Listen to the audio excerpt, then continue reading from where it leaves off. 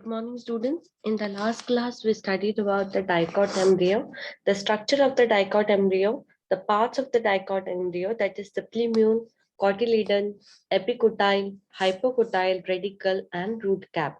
So we studied about the structure of the dicot embryo. I also said you that this is an important diagram. It's an important diagram and with the explanation part. It's an important diagram and labeling is important. Labeling is important. Next, coming to different stages of embryo development in dicots. So these are the different stages that how from the zygote it forms into an proper mature embryo. A proper mature embryo, that is the zygote.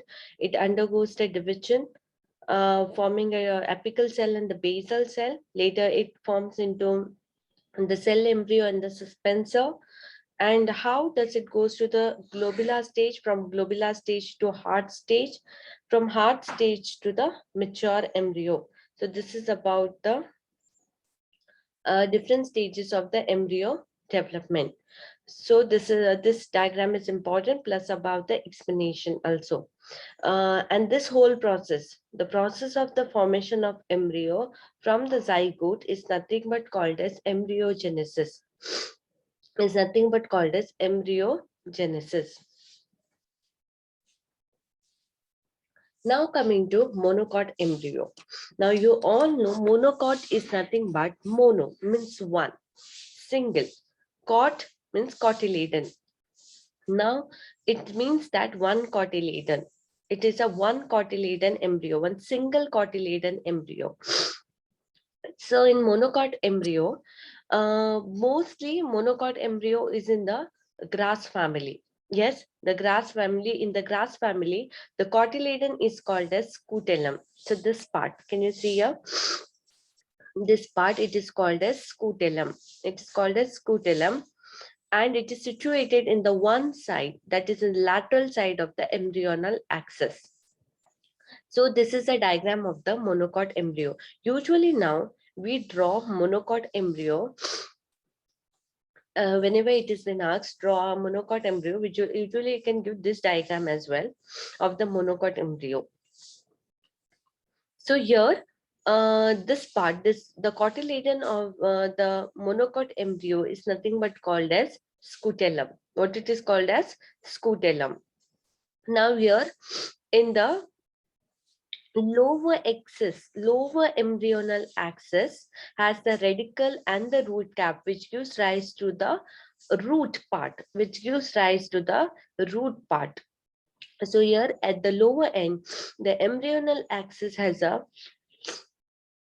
radicle and root cap enclosed by a undifferentiated sheath called as coleorhiza.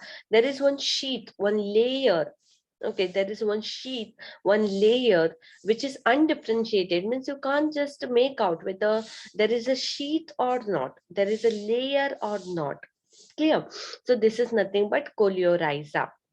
So the radicle and the root cap is covered by a layer known as coleorhiza. It is covered by a layer known as coleorhiza. Can you see here?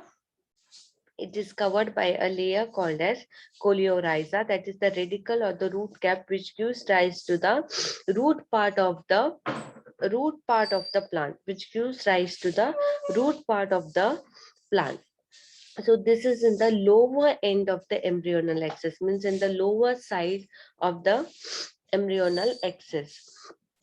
Now, the portion of the embryonal axis above the level of the attachment of scutellum is epicotyle. Yes, this part above the level of the attachment of scutellum is epicotyle.